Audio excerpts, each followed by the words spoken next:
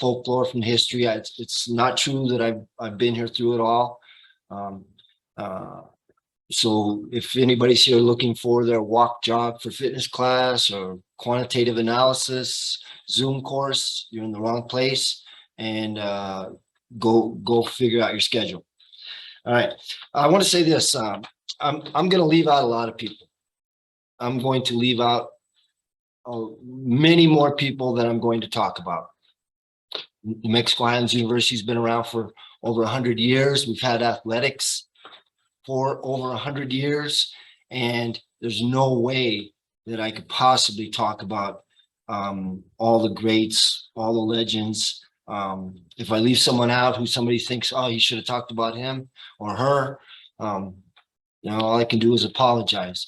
I will say this: it's not easy finding information about New Mexico Highlands University athletics, the history, and maybe when I retire, that'll be not. I'm not indicating I'm about to retire, but maybe when I retire, that could be a little project I could work on. Is compiling some kind of comprehensive history, because there is a tremendous amount of history and just real interesting stuff that has come along with New Mexico Highlands University athletics that a lot of people don't know about. But if I do leave anybody out, I apologize. I did call it Legends of the Fall because it's homecoming. It's the fall season, and if I spread it out over the winter and the spring, that would just be it'd be an impossible task to try to compile all that. So I'm not going to do that. Some of what I'm going to talk about today will be fact, some will be folklore, some will be maybe, I don't know, fiction, fun. I hope I'm not going to try to spread any fiction, although there are some pretty interesting stories that may be fiction.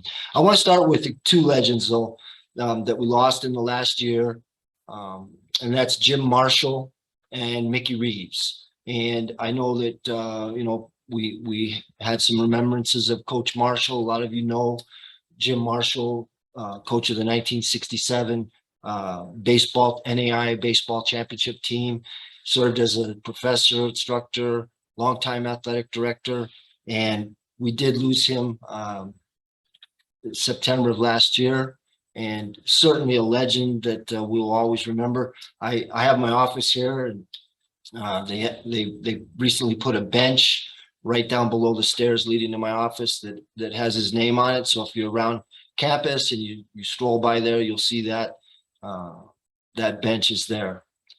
I also wanted to mention Mickey Reeves. A lot of you probably don't know Mickey Reeves. Mickey Reeves spent 2 years here. Mickey Reeves, he died last November. He was only 51 years old. One of the greatest athletes to ever grace the campus of New Mexico Highlands University. One of the greatest high school athletes in the history of New Mexico. Played at Roswell. Was signed by Arizona State. Went to play with Sun Devils, and because of injury, never made it onto the field. What came back home, was drafted by the Chicago Cubs, spent a couple years in the Chicago Cubs baseball minor leagues, and decided that he probably wasn't going to make it into the big leagues. Still had college eligibility, and came to New Mexico Highlands in the mid 90s, where he became a dominant safety. Had 12 interceptions over 2 seasons that he played. Was one of the hardest hitters I've ever seen, and a good person as well. He after he left, he had a chance to latch on with San Francisco 49ers. Interesting story there is that it was down to the last cuts, and Deion Sanders was playing with the 49ers at that time. Mickey Reeves was a safety. Deion Sanders was a cornerback, and there was talk about a trade. And Mickey Reeves told his brother, if Deion stays, then I'll make the team. If he gets traded, they're going to need to find another cornerback, and I'll probably be gone. And sure enough, the next day, Deion Sanders was traded to the Dallas Cowboys, and Mickey Reeves was cut. And so he didn't make it. He didn't try again, as far as I know. He became a coach down at a private school in Roswell. Was very successful. So Mickey Reeves, one of the legends that a lot of people probably don't remember. His time was pretty short here, but certainly one of the greats that I ever saw play in all the years that I've been watching New Mexico Highlands University football. So I'm going to switch gears a little bit.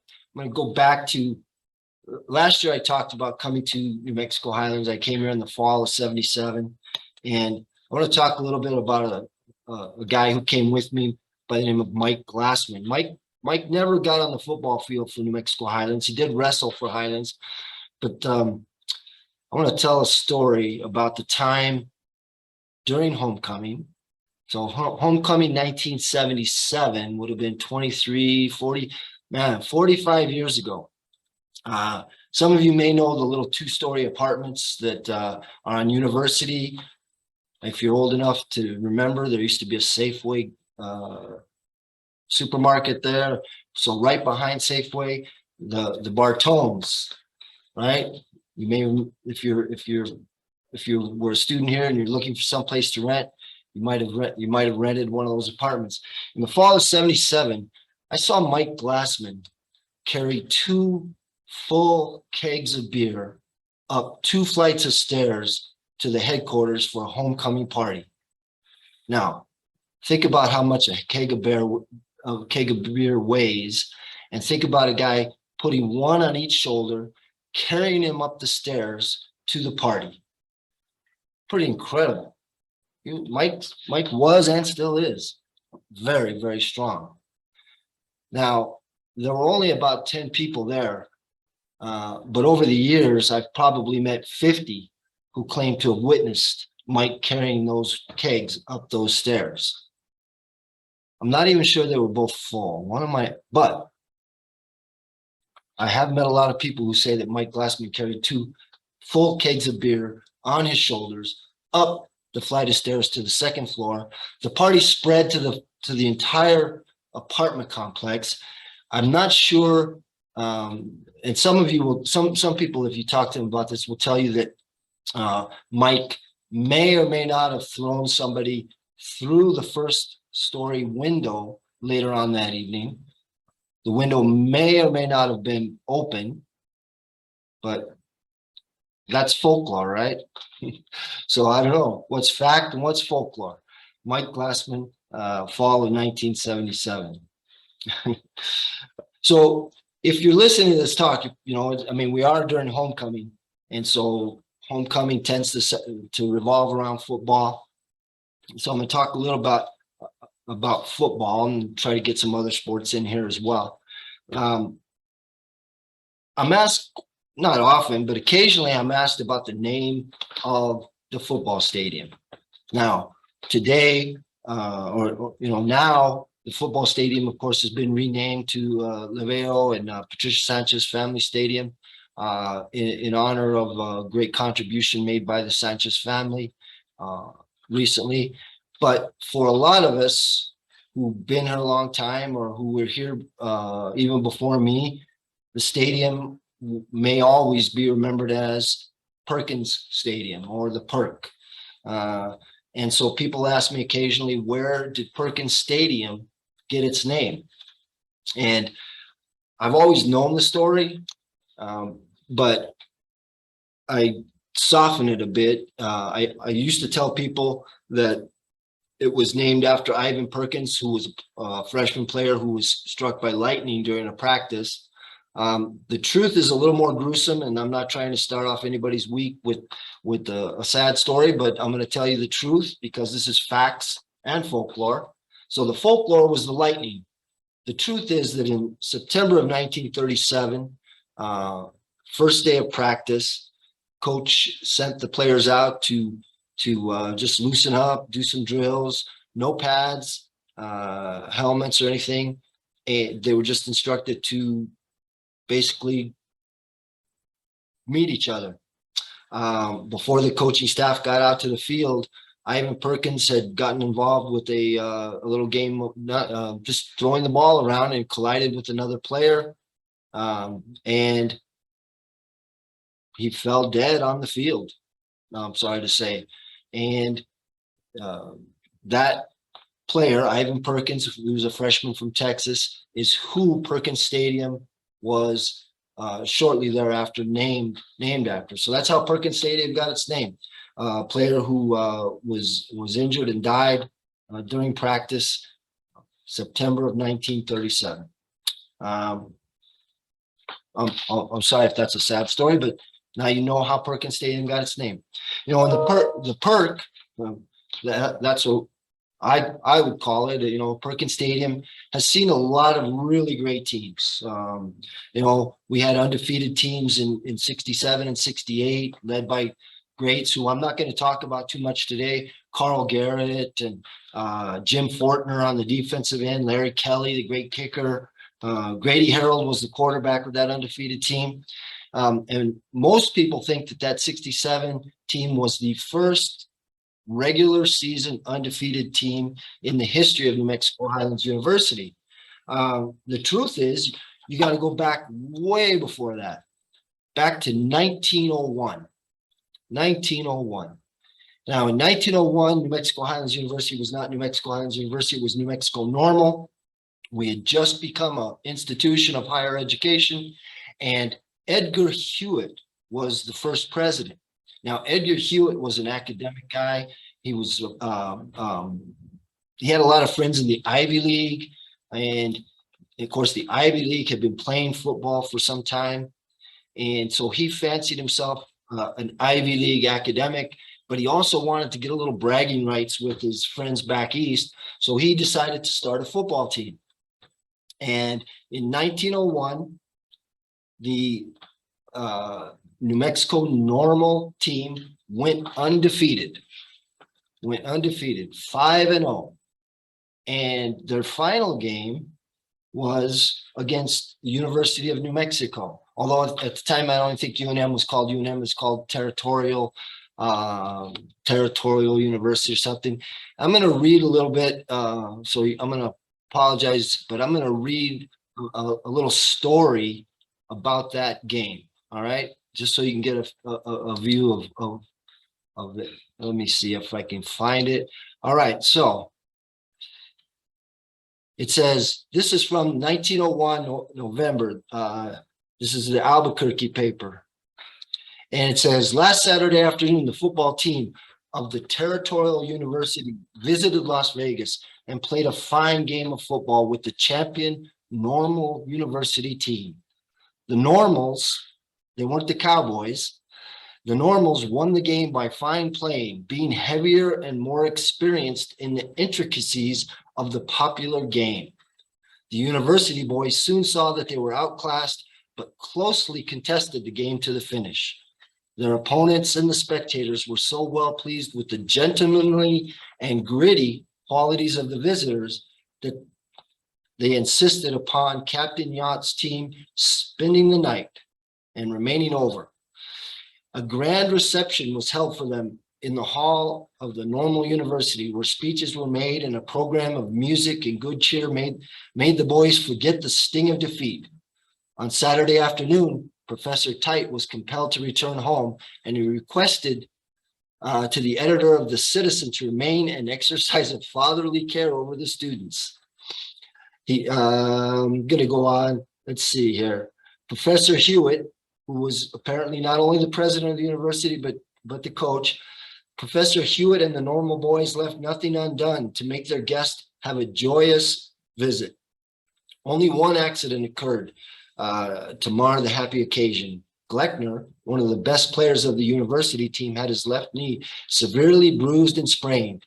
He pluckily tried to remain in the game and finally had to retire. Jimmy Worth is okay. Let's see. But it goes on to talk about that they were greeted by the prettiest girls on the normal school campus, and that everybody had a great time. Came home Saturday night, and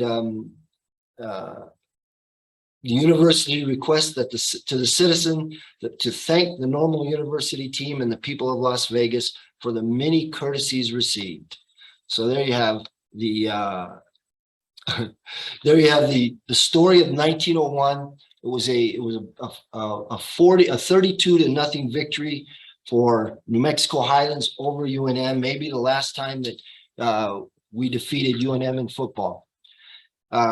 Now, President Hewitt decided that that was it. He now had bragging rights. He could tell his friends back east in the Ivy League that he had started a team, coached them to an undefeated season, and matched that. And he ended football. We don't have another football team for a decade. But there's an interesting story about the 1911 team that was started. So we get a new president, Frank Roberts, comes in, and he decides that he doesn't want to be upstaged by Hewitt. By the way, Hewitt Hall, where psychology and security and some other things are housed on the Highlands campus. That's named after Hewitt. So in 1911, Frank Roberts we have a new president, Frank Roberts. He decides that he's going to start football again, bring back football. And so the word goes out that we need players, and in late August, a young man arrives on the train. Of course, the train would stop in Las Vegas there at the Castaneda, which was a Harvey hotel, where you could get a meal and a bath and a room for less than $5. The young man gets off the train and he goes into the Castaneda and he says, "I'm looking for the football coach." Well, word gets out to, Highlands not too far. Word gets out to coach, and coach comes down. Coach Walcott was his name. Coach Walcott comes down to the Castaneda and he sees this fine specimen of a young man, and he says, welcome. We're excited to have you here. And sits him down, buys him a $2 steak, gets him a room for the night. And the next day he takes him to the campus, and the young man says, so when does our season begin? And they begin to talk about the schedule, and the young man looks at him and goes, what university is this? And Coach Walcott doesn't know or knows what he's doing. He goes, New Mexico. And he goes, and the young man looks around and he goes, is this Albuquerque? And of course, at that point, Walcott has to admit that it's not Albuquerque. It's not the University of New Mexico. And the young man says, no, I'm in the wrong place. I'm going to be quarterback for the University of New Mexico. And so Walcott takes it. The young man gets a little angry. Walcott takes him back to the train station, puts him on the train, and sends him on his way to Albuquerque. He wasn't able to hoodwink him into staying and being the quarterback for the New Mexico Highlands team. Well, the final game of the 1911 season turns out to be against the University of New Mexico. It's played at St. Michael's, actually, in Santa Fe, and the UNM boys trounce Highlands 52-6. And after the game, the young man who Walcott tried to hoodwink into being the quarterback for New Mexico Highlands rather than UNM, comes up to the President Roberts, and thanks him for the hospitality and tells him, I wouldn't have taken it out so badly on your boys if the coach hadn't tried to fool me. Well, Roberts didn't know anything about the attempted hoodwink of this player, does a little investigation and decides that he's a very a man of integrity, decides that this can't be allowed and discontinues the football program. And so we have a team in 1901, we have a team in 1911, and again, football is done for another 10 years, more than 10 years, actually. We'll get back to that. So, but that's the story of how the 1911 season ended. Uh, so now, of course, we have a lot of other sports, right? I mean, I don't want to just talk about football. I want to talk a little bit about volleyball. Now, when I came to Highlands had just started volleyball. It was a club, and it finally got into the NAIA. And so my wife actually played volleyball here. So I spent a lot of time watching Highlands volleyball. And maybe the greatest player that I ever saw was I'm not sure if she's Hawaiian. I think she might have been Hawaiian, but Kehalani Matele. She played here in the late 90s. She may have made it into the 2000s. She led the RMAC in kills. She was the first unanimous all conference first team. I don't want to gloss over Stacy Sidabaka and Don Sidabaka and other people that played, but Keilani was amazing. And I want to talk briefly about a game that occurred in 1999. Highlands was fighting to try to get in the playoffs. CSU Pueblo was fighting to get into the playoffs. And so Matele and another young lady named Rochelle Esperanza were pretty formidable in the front line. But an article came out in the Pueblo Chieftain the day before the game, in which the volleyball coach, was quoted as saying, New Mexico Highlands has the best volleyball athletes in the league, but they don't always play well. He said, I'm trying to remember the exact quote. I probably should have written it down. When they're on, they're great. When they're not, they stink. That was in the paper. Well, the next day, Highlands goes to play Pueblo, and they get down. They lose. This is back when games were to 15. They get down. They lose the first two games for sets, and then they're down 11-7 in the third. It looks like it's going to be a sweep. Well, Keolani and Rochelle take over the match. They have, I think, 25 and 24 kills between them. And New Mexico Highlands University comes back from this, they're down 2-0, they're down 11-7, and they end up winning the match and knocking Pueblo out of playoff contention. That's interesting. That's a good story, except that what Kalani does late as she's walking off the field, or rather off the court, she walks by the Pueblo coach, and supposedly she asks him, "How do we smell now, coach?"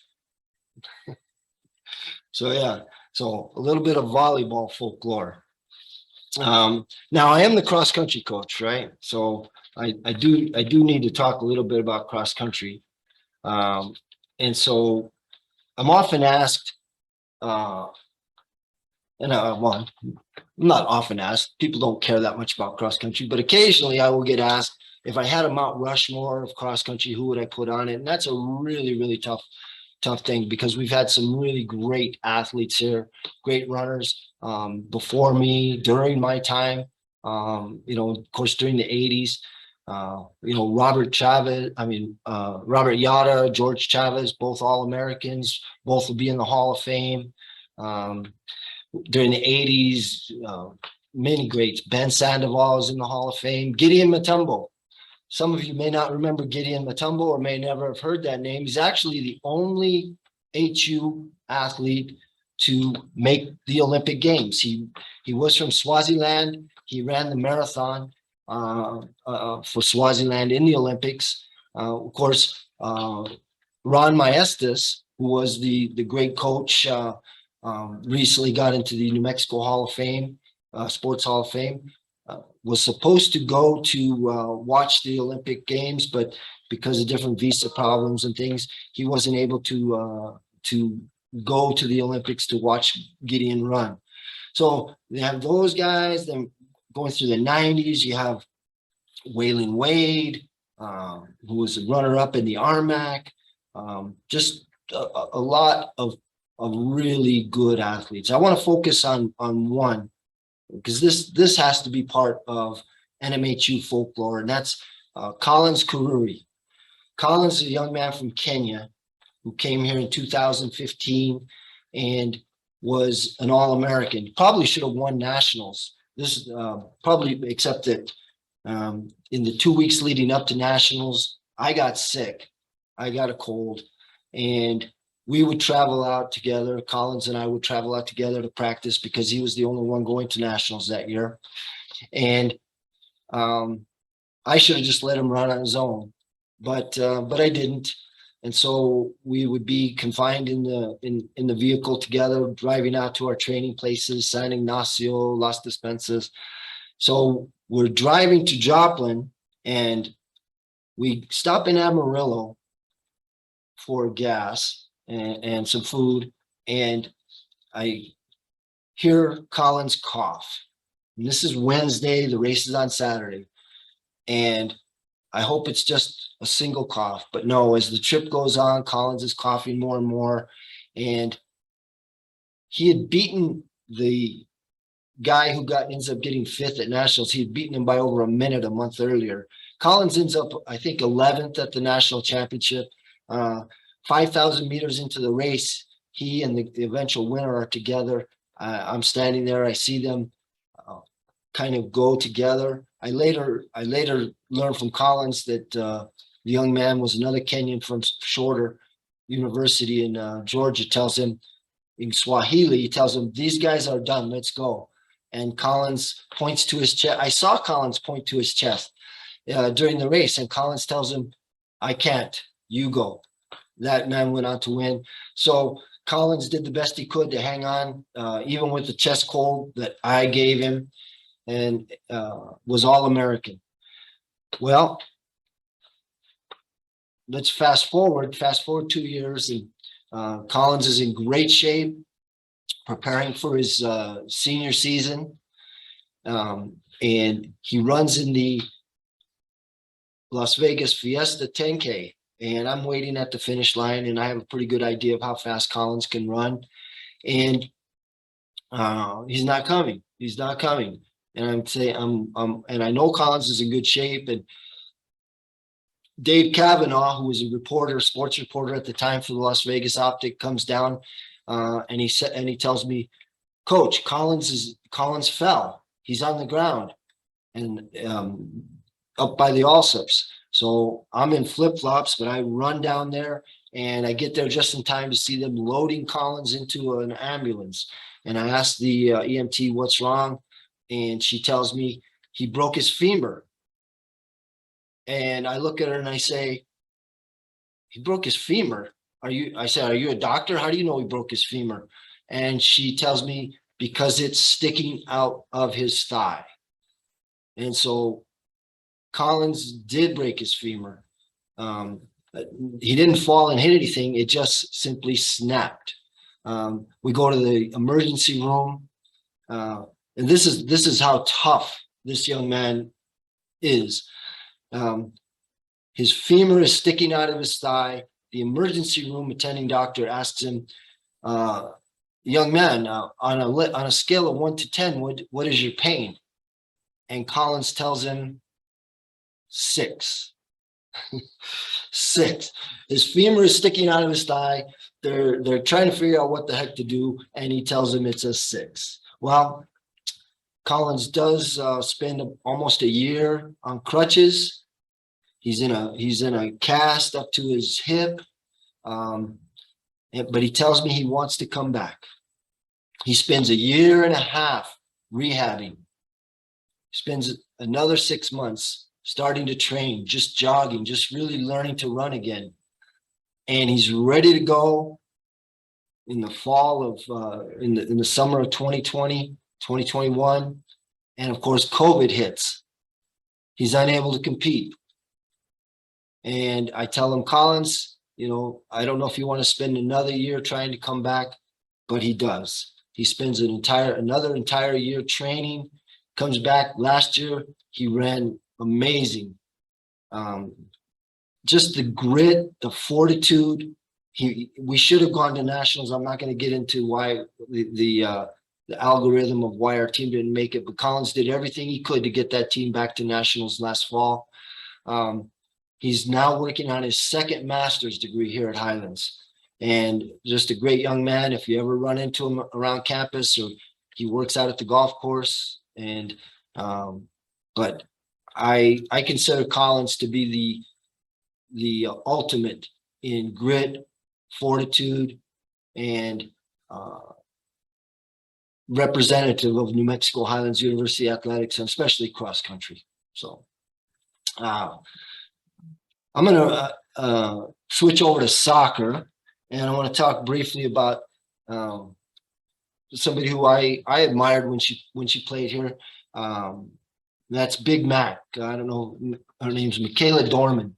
She was the first all-conference first-team goalie ever at New Mexico Highlands. She played. I think she played from I should have written this down. I know. She played from '99 to maybe 2004. She was an art student. They called her Big Mac, and she was she really athletic. She is still very athletic. She's actually an art teacher. That's one of the things I admire about her. People that there's not that many that come to New Mexico Highlands to play and stay, but I see her on Fridays at the music at the park when we have it. She's got her family, and she teaches art at West Las Vegas. But Michaela Dorman, Big Mac, was once poured a 500. She was, as an art student, one of the things she did was the iron pours. And I understand that one time she poured a 500-pound replica of a tequila bottle. So I don't know if she has that. So maybe I'm wondering where that 500-pound iron tequila bottle is these days. If we could find it, I'd have to ask her. I should ask her one of these days when I see her. Maybe she has it in the front yard as an art piece or something. I don't know. Coach, I just wanted to just give people a chance to ask some questions if they have them. I don't want us to run out of time. I feel like we should have scheduled you every day at this time slot, because I mean, your stories are just so entertaining and enlightening, and I hope you do write your book. There's pages. I got pages everywhere. So I don't know. I got more to talk about, or you can ask me questions. Sounds good. I do want to say one thing about Michaela, and she may not. Well, if anybody knows her, you can ask her. But back when Dick's was Dick's, before they made it all fancy, and back when it was just those of you who were here long enough to remember when it just had the little bar in the back, there used to be some epic chugging contests. And I heard a story that Michaela took down half the football team on one occasion there at Dick's. So does anybody have a question? I don't know how to do this. Let's see. Tickets to Cowboy. Yeah, just unmute yourself if you want to ask a question. Kevin asked, any idea when the mascot was changed to the Cowboys?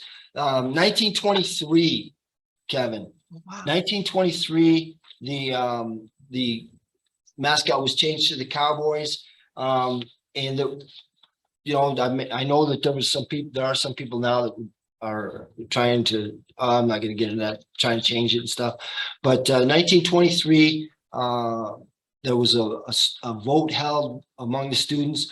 Some people say it was rigged. There was a lot of politics involved with the different factions on the school. Some people say that the vote was rigged to make it to Cowboys. And so that's what I know about the mascot. Okay. Did we used to be the Tigers? Was that it? We were the Tigers. And then for a while, as the article indicated, we were called, when we first started, we were called the Normals. So yeah, the New Mexico, or it wasn't the New Mexico Highlands, it was just simply the Normals. And the Normal Boys. Of course, women weren't doing sports back then, at least not on an intercollegiate or, you know, going to compete against other schools. We were called the Normals, the Tigers, and finally the Cowboys, which continues this day. So if there's no other questions, I still got like a little bit of time, right? Go for it. All right. If you do have questions, just throw them at me, speak up, and I'll be glad to help if I can. So I want to get back to football. You know, everybody knows about Carl Garrett and you know, Don Woods. I'm not saying that those guys aren't legends. They are certainly legends. And the great coaches we've had here. You know, we had Charles Cowan, who went on to be a professional football player. Great coaches, Stu Clark, Don Gibson. Don Gibson, you may not know, but if you come to the football game and you have the opportunity to go into the south end of the end zone, you can see a little marker where Don Gibson's ashes are buried in the south end zone of the no longer Perkins Stadium. Okay. I showed that to some of my my track athletes last year, and they were a little disturbed by that, but maybe I shouldn't have showed them. But you know, so but we've had a lot of great players. Jay Lewis, who recently got into the RMAC Hall of Fame. So a lot of these players have been recognized. You can stroll through the Hall of Fame and see them. I do want to mention one thing, just because I coached her. You know, Jay Lewis got into the RMAC Hall of Fame this year. Salcia Slack, she's not a legend of the fall because track is a spring sport, but Salcia Slack was inducted into the National Collegiate Track Hall of Fame this spring. Quite an accomplishment. She was a multiple-time national champion for us, and so a lot of Highlands athletes have gotten into halls of fame. You know, when I was talking about cross country, I do need to go back and mention Fabian Trujillo. Fabian Trujillo was a West Las Vegas graduate. I actually recruited him here. I was assistant coach at the time. I had finished my running and spent a couple of years as an assistant coach with Ron Maestas. And Fabian, they used to have a listing in the Albuquerque Journal of all the events, the top times. And Fabian Trujillo was listed in every event from the 100-meter dash to the 2-mile as one of the tops in the state. And we recruited him to come to Highlands, and he ended up being a 4-time All-American. He entered the NAI Hall of Fame after his career, one of the real greats. And I'm going to tell you a little story. The first time that we went to nationals, it was back in Kenosha, Wisconsin, a course that I had actually helped build when I was in high school. And I've always run all over the course. So Fabian takes off, and the first mile goes by and I don't see him. And I run to the second mile, and I'm shocked because he's in about 10th place. And he finishes that race. He finishes 15th. He's All-American. And first thing he tells me is, how come you didn't yell at me at the mile? And I had to tell him, I didn't see you. I had no idea you were going to be in the top 10 1 mile into the race. I thought he maybe would be 40th or 50th or something like that. Well, we went out and celebrated a little bit that night at a bar where I used to work, because in Wisconsin you could drink when you're 18. So we went to a bar called the Brat Stop, and I went into the restroom, and Fabian was in there, and I overheard him introduce himself to a fellow using the next urinal. He goes, "What's your name?" And the guy tells him, and I laugh today because Fabian tells him, "My name is Fabian Trujillo, All-American." That's the way he introduced himself after his first. But he won 3 more All-Americans. Of course, he coached for several years here, stayed in Las Vegas, coached for several years, and died in a car accident. He was hit by a semi getting onto I-25. But certainly, I hope that people will remember the name Fabian Trujillo as one of the real legends of the fall here at New Mexico Highlands University and in the community of Las Vegas. Now, switching back to football, one of my favorite NFL players of all time is Chris Carter, wide receiver for the Minnesota Vikings. And the tag for Chris Carter is all he does is catch touchdowns. When I came to watch New Mexico Highlands in 1977-78, we had a guy by the name of Raymond Evans. And if I tell the story, Raymond Evans caught a touchdown pass in every game he played. Well, that would have been 10. So he had to have caught 10 touchdowns, and I'm sure he did, except that I looked it up and I found out that he only caught 4. But I used to say, and I wish I knew how to get a hold of Raymond Evans today, because that's what I used to say about Raymond Evans. All he does is catch touchdowns. He didn't catch very many passes. He only caught 14 passes in 10 games, but 4 of them were touchdowns. And every time they threw the ball, they would just throw it deep. You couldn't stop him. I don't know why they didn't throw the ball to him more, but I wanted to mention Raymond Evans. All he does is catch touchdowns. I want a couple of other players.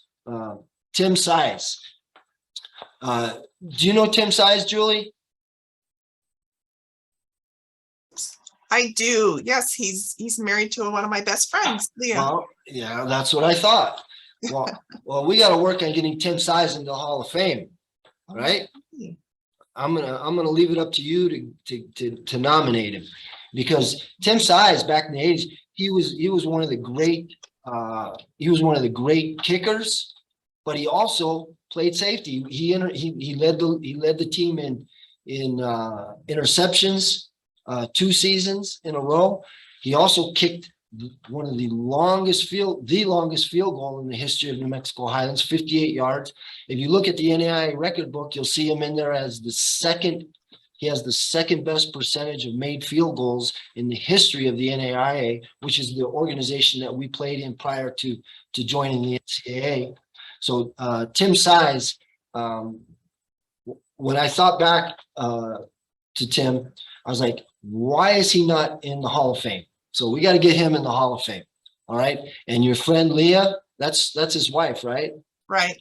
Yeah. His wife, Leah, you get a hold of them and let's get a nomination going for Tim Size. Okay. I have my marching orders. Yeah, there you go. So another player, Ronnie Simpson, is pretty recent. Some of you probably don't remember Ronnie Simpson. Ronnie Simpson played here in 2005. He scored 25 touchdowns, which is second only to Carl Garrett. Carl Garrett holds the all-time record for a single season with 26.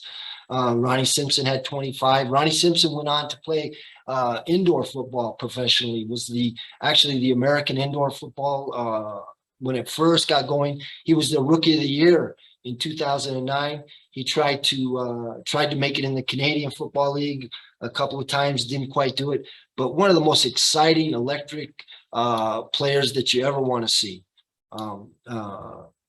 Went on to be. I think he's like big in California in Safe Light windows. Maybe Jewel. More marching orders. Let's find Ronnie Simpson and get him to donate some money to the foundation, Julie. I think he's become very, very successful. All right. Thank you. All right. Well, with that, Coach, I think I'm really sorry. We're gonna have to probably draw this to a close. We've got another talk that's gonna be starting and there's gonna be some overlap. Julie, I have so much more. There's so much more to the history of Highlands athletics. All right, thank you. Thank you. I thank everybody who bothered listening, and I enjoyed it. Thank you.